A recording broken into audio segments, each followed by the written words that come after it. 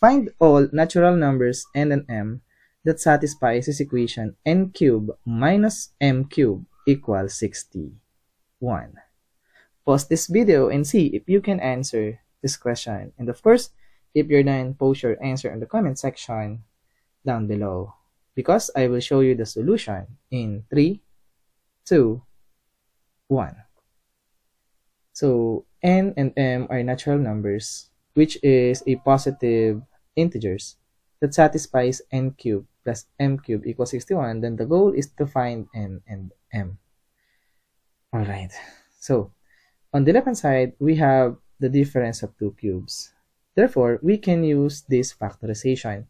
If we have x cubed y cubed, we can factor this out nicely as x minus y multiplied by x squared plus xy plus y squared. Therefore, the left hand side of our equation, we can factor this out as n minus m multiplied by n squared plus nm plus m squared. Now, since n and m are natural numbers, we want the factors of 61. But surprisingly, 61 is a prime number. So the only factor of 61 is 1 times 61 or 61 times 1.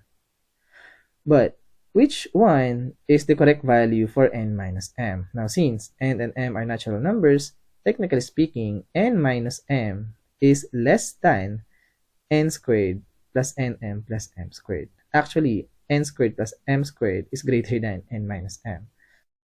By the way, so let's have this condition.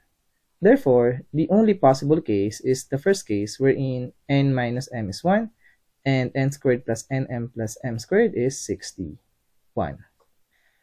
Alright, so what we're going to do is we know n minus m equals 1. Now, let's solve the value of n in terms of m. So, n equals 1 plus m. And get the second equation, n squared plus nm plus m squared equals 61. And now replace all of this n with 1 plus m, like this. And now what we're going to do is to simplify.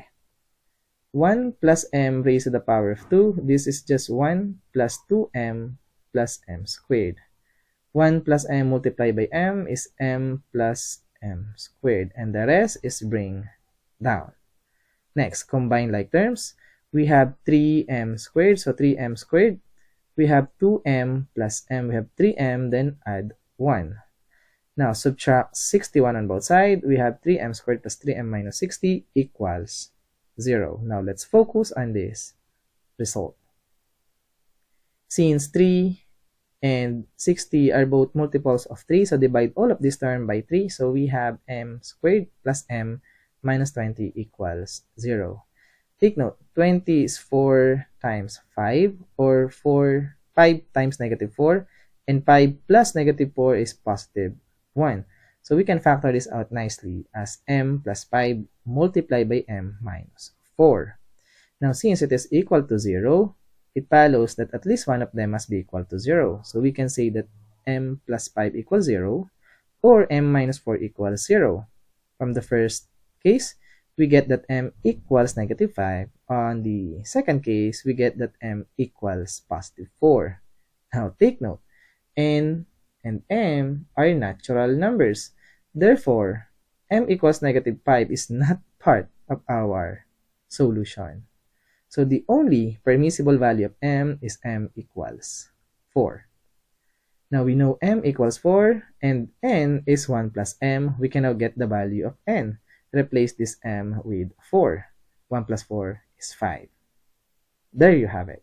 Therefore, if n is 5 and m is 4, this will satisfy this equation n cubed minus m cubed equals 61. Now let's check if those values is absolutely correct. So as you can see, the left hand side and the right hand side balance, they are both equal to 61. Therefore, given that n and m are in the set of natural numbers and it satisfies this equation n cubed minus m cubed equals 61, then the value of n and m simply equal to 5 and 4. And as always, we are done.